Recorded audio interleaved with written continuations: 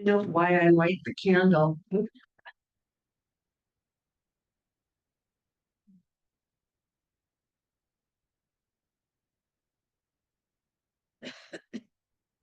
You know why I light the candle and connect the gong is because it's calling on the spirit to be really with us during this time.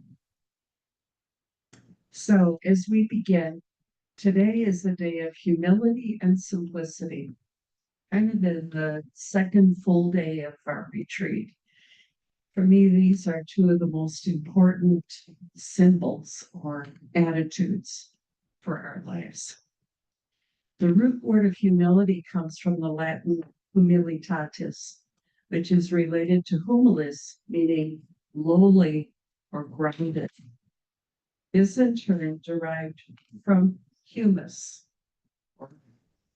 which means earth or soil. This connection suggests that humility is about being rooted, recognizing one's place in relationship with others and with God. This etymology beautifully aligns with all of the Benedictine teachings.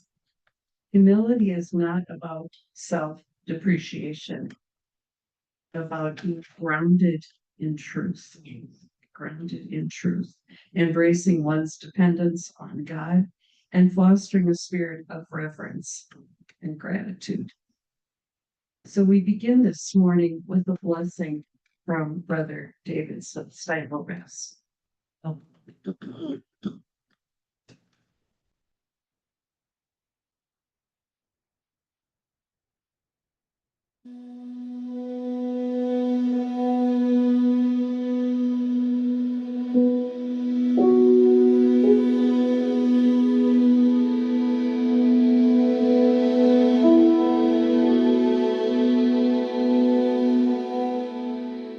Bless what there is for being.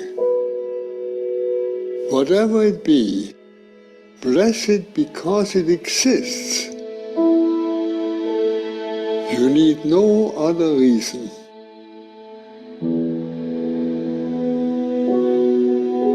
Source of all blessings, you bless us with breath. In and out, in and out, ever renewing us, ever anew making us one with all who breathe the same air.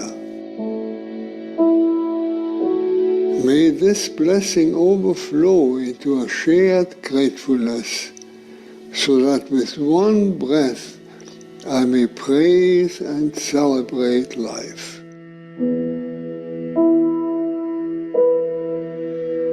Source of all blessings, you bless us with humility, that down-to-earth quality that has nothing in common with humiliation, but makes us stand tall and acknowledge both the humus that feeds us and the stars to which we aspire.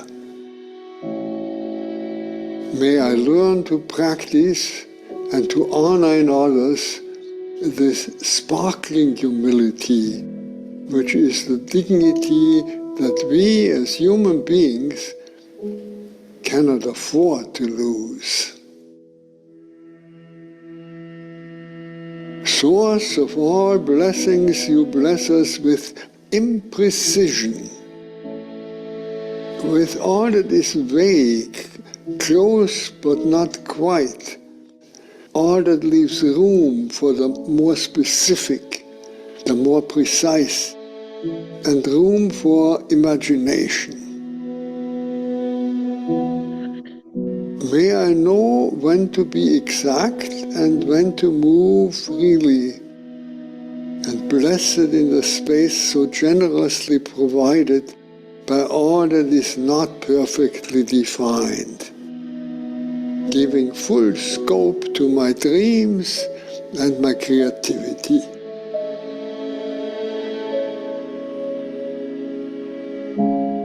Source of all blessings, you bless us with memory, that sacred ingathering of the past that allows us to recognize faces, learn poems by heart, find our way back when we are lost, and bring forth old and new from its nearly inexhaustible store. May I know what to forget and what to retain, and treasure, keeping in mind the smallest kindness shown to me and spreading its ripples for a long time to come. Source of all blessings, you bless us with change.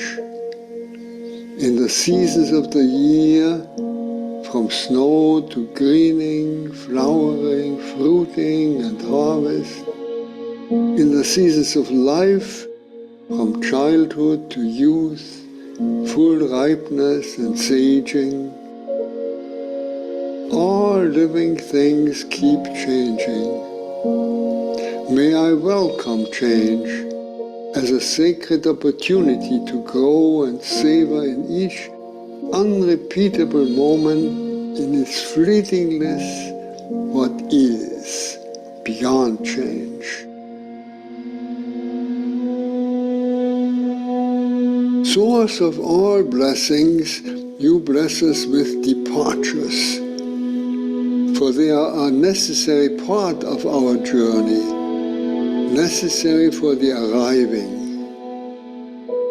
May I always be ready to take leave, always aware that every arrival is a prelude to departure, every birth a step towards dying. And may I thus taste the blessings of being fully present where I am.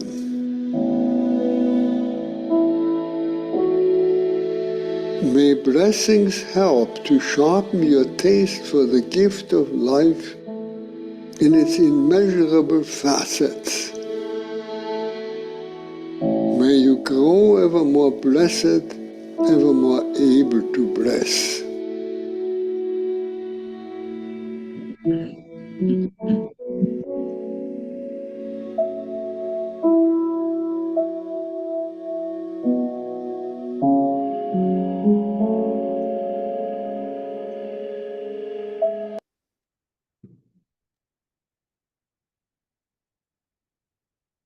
You see the rootedness, the groundedness in humility. I love the way in which he presents blessings. It really does ground us and hold us in that deepest place of our union with God, with one another, and within ourselves. So I'm going to begin reflections on humility today by looking at humility, seeing, and gratitude as a whole. They're deeply interconnected and form a spiritual framework that fosters attentiveness, reverence, and transformation. So the first one we'll look at is humility. As you know, in the rule of St. Benedict, humility is the foundation of spiritual growth. Humility is the founding. It calls for recognizing one's dependence on God, embracing obedience, and letting go of self-exaltation. Humility opens the heart to seeing beyond personal desires and biases. It's probably foundational and yet one of the most difficult to achieve because of what we've been taught, especially as Americans. It's not about being ourselves, it's about being individuals. See the difference? It's not about seeing who you can be better than, which is also part of what has been our American sin, basically, the societal sin we've been part of. So seeing is in Benedictine spirituality, emphasizes contemplative seeing, a way of perceiving reality with clarity and reverence. This involves recognizing God's presence in daily life, seeing others with dignity, and being attentive to the needs of the community. True humility allows one to see without distortion, fostering an honest and contemplative view of the world. As I've been participating in your prayer times these days, it has really reminded me that I need to slow down, to be able to listen more deeply and to see more clearly. The Psalms are always there as good reminders of what it means to be one of God's own. So I just encourage you to, as you do these daily rituals of prayer, contemplative dialogue with each other in that prayer time, that you remember that it is about seeing God, each other, and all creation in the light of oneness. We're all connected. And the third part of humility is gratitude. Without a deep sense of gratitude, we really are not humble. Because humility admits that we're different from one another. And if we look for the ways in which we can bless each other with gratitude, it's a wonderful gift in community. And it's something that all of us need. We need to be thanked. We need to have others know that we really appreciate the gifts of another. On Saturday, when we did our little presentation with Brother Michael and Sister Linda and myself, the beauty of what we did was it wasn't about who was going to do the better part of our presentation. It was about the part each of us could play. And Linda really talked about the hardest part and how do you deal with the losses in the midst of all of this. And she did a marvelous job of connecting us with that. When you have three people committed to the word or the cause, beautiful things can happen. And that was the gift of these days. Together, gratitude, seeing, and humility form a cycle of transformation. Or the cycle of transformation. Humility grounds the soul, seeing refines perception, and gratitude deepens joy and responsibility. All three are important.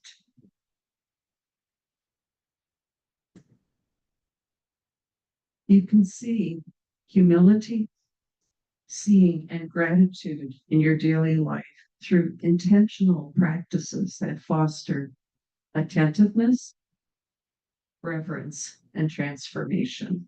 And what are some of these? First one is cultivating humility, embracing humility by recognizing your dependence on God and others. You are not God, in case you didn't figure that out yet. You are one of God's beloved. Practicing listening deeply, whether in prayer, conversation, or moments of reflection, is really about letting go of self-exaltation and approach life with openness. Sometimes, as religious, we can get kind of haughty about what we are and what we do, better than the rest of the world. And if we really practice humility, it's about seeing that interconnectedness with God, with others, with earth, with each other. That's what true humility is about. The second is practicing seeing, training yourself to see with clarity and reverence. This means noticing the presence of God in everyday moments, seeing others with dignity, and being attentive to the needs of your community. Sometimes that's difficult because you're with each other all the time. So to see the nuances of somebody's sad face or happy face, and to interact with that person where they are is often a gift of community. And it's also the loneliness of community when that doesn't happen. You know what I'm speaking of. Oh, yes. Yeah. The third point is living in gratitude. Gratitude flows naturally from humility and seeing. I encourage you to begin each day with a prayer of thanksgiving that you have another day to live, acknowledging the gift of life, hospitality, and justice. They're all intertwined. You don't have one value separated from the others. Your life is a whole, as you've read and heard so often in your rule. The fourth point is engaging in conversatio. Conversatio, you know that term, right? From your Benedictine tradition. It's about ongoing spiritual renewal, reflecting on how humility and gratitude and seeing shape your decisions and actions. Ask yourself, how am I being transformed through these practices? You know, if you've lived this life for 20, 30, 40, 50, 60, 70 years, we're still practicing. We don't get it all right, do we? Do we, Susan? After all these years, no. The fifth one is serving others with joy. That's probably one of the most telltale signs of your own inner happiness. If your face, your demeanor says happiness and joy and not pain and sorrow and being preoccupied with life. It's one of those traits that do not come naturally. You have to work at it. So I encourage that as well. It's applying these teachings by serving with humility, seeing the needs of another, and responding with gratitude, whether through small acts of kindness or structured commitments. I invite us to let our lives witness to those values. The sixth one, in decision making, or as we often use the term, discernment. Approach choices with humility, acknowledging that wisdom comes from listening and reflection. Practice seeing by evaluating options beyond surface level desires. What aligns with mission and values? And express gratitude for the journey, even when the outcome is uncertain. And I'm very much aware that this community, this monastery, is drawing to fulfillment. How does that sit with all of this? Do you sit with joy with it? Do you sit with uncertainty? Do you sit with dread? Or do you sit with Christ, who has taught us that there's a mission, and once the mission is complete, it's time to go. Yeah. So I just encourage you to think about how your mission as you draw to fulfillment is aligned with being humble today and tomorrow and living with joy. As I have helped our sisters move from Mankato to Shakopee, it's a huge loss to lose your home that you thought you would be part of the rest of your life. As one of our younger council members said to us, when it was told to us in Mankato that our mother house would be sold by such and such a day, she said, "Are you still here? There's one sacred place, the cemetery." And we almost smacked her over the head, saying, "Yes, thank God we've retained all our cemeteries. But what about the living? What about now?" Completion doesn't happen when we all just sit and bemoan the fact that it's ending. It's about living joy, gratitude for what you've had. Probably the most blessed time in my life has been to be assisting sisters when they are passing. My youngest sister passed away at age 46 from cancer. And I was in a ministry at that time that I could be with her, and so could my mother for the last 10 days of her life.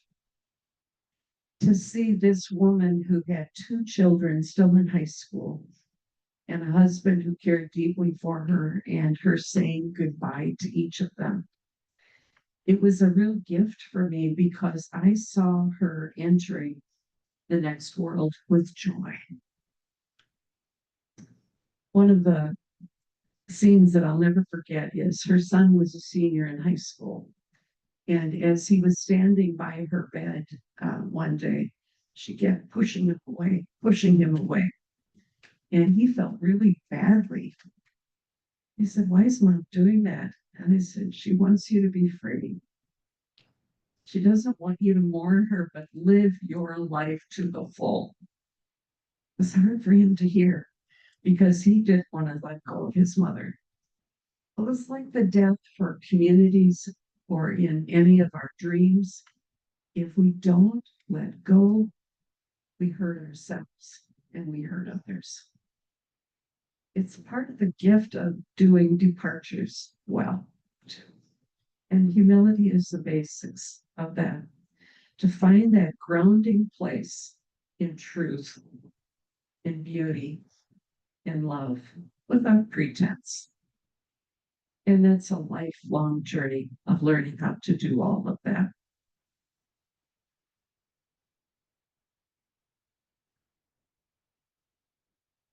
Community engagement is probably the greatest test of humility and the greatest gift of humility. When we serve others with humility, we really affirm that every person is a person of dignity and has wisdom to offer. Every person has that gift. In community engagement, we see beyond the differences, embrace the interconnectedness of people and needs.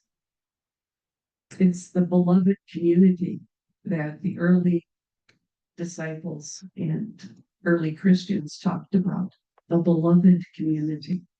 I think Benedict has some words like that too. He talks about the beloved community. If we treat each other with belovedness, wouldn't life be wonderful? And we all keep growing into that freedom of the children of God, to be with God, with each other in true honesty and faith. We grow in humility through personal growth and spiritual practices.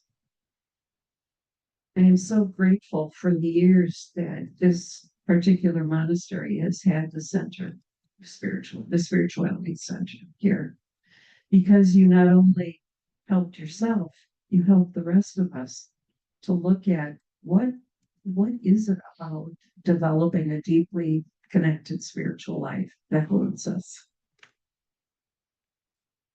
When we develop a posture of a humble posture in prayer, recognizing our dependence on God and our need for conversion and seeing God in all things. When we practice seeing by reading scripture with openness, looking for new insights. When we keep a gratitude journal, a record daily movements and moments that remind me of you and God's presence. When we do those practices, humility becomes natural. It becomes natural because we're relying on the best of what we have. In work and service is another area that I want to just name briefly. When we approach tasks with humility, seeing work as participation in something greater, a community supports and loves each other. It's through those simple acts of handing somebody the song sheet that they didn't pick up when they came into chapel. Thank you, Susan. She's been taking good care of me all week. Such a simple act, but it means so much when it's done with the kind of love and care that I've experienced. And we see the role of every person recognizing its impact beyond personal benefits. Some have been given special gifts for leadership. And as you well know, some of you I know have served in leadership. It's a humble task to be given the care of the sisters in this monastery. It's a humble task. It's not about being better than, or holier than, or more connected than. It's about caring for the God we see in each other.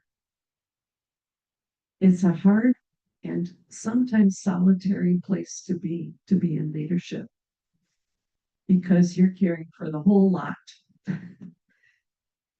And when you care for the whole lot, sometimes it feels like you aren't getting the care you need to. So the humility of a leader is to accept the care and love of the community too. That's difficult, but it's so important in how we live. Benedict outlines 12 steps of humility. Do you know what they are?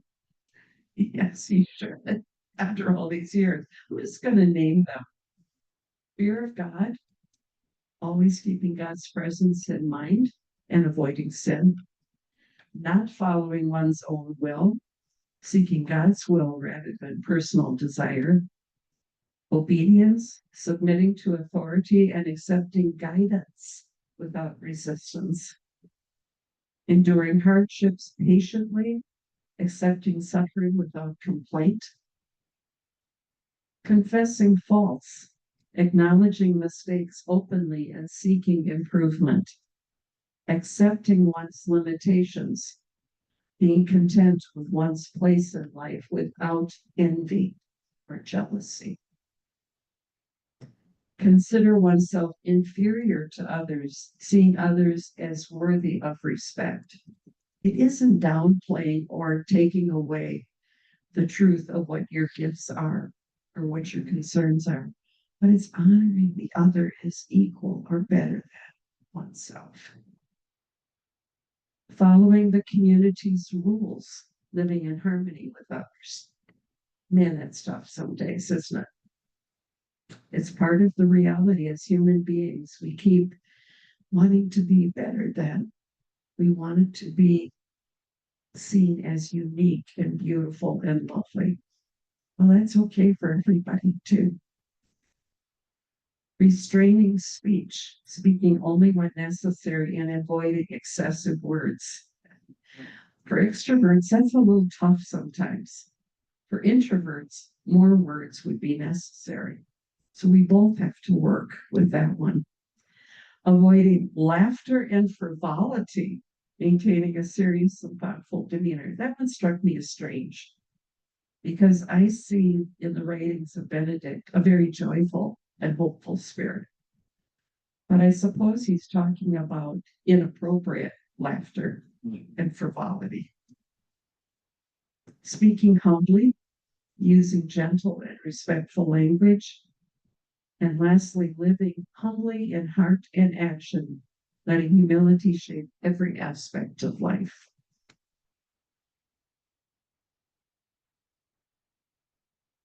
Recently, in fact, this past week, Richard Rohr, I don't know if you see his daily reflections, but he had a beautiful one on welcoming the shadow. that humility does. It's beautifully written, and if you have a chance to review it today, I encourage you to do so. To know love, we have to tell the truth to ourselves and others. Creating a false self to mask fears and insecurities has become so common that many of us forget who we are and what we feel underneath the pretense. This comes from the moment we are born. We know our place in the world. We know our place in our family. And sometimes, because we feel so alone in who we are, that we put on these masks to hide fears or anger or resentment or whatever. That stays with us from those early, early days. And some of our families have not helped us to own those and to deal with it. I don't know if you remember in your family, when a newborn is born into the family, what does it do to everybody else who's older? It puts them in second or third or fourth or fifth or sixth place until that baby is accepted as unique and one of the tribe. So it's something to think about. Richard Rohr continues to say, we identify with our persona masked so strongly when we're young that we become masters of denial and learn to eliminate or hide anything that doesn't support it. I am the oldest girl in a family of 12. I have 5 older brothers. And I had to always be very strong, secure in what I thought and who I was. You know what? That gets in the way sometimes with being truly open to others. And people will perceive me as being so strong that I have no needs, no fears, no struggles. At age almost 80, I still struggle with that because I know what I want and I know how I stand and I know what that does to others. It's a place of opening up jealousy and envy. And how come you got all the privileges? How come you in your class have been able to travel the world because of your work? How come? Those are the kinds of things that militate against true humility and true deep love. He goes on to say, holy or whole individuals, the one we call saints, are precisely the ones who have no I to protect or project. Their I is a conscious union with the I am of God.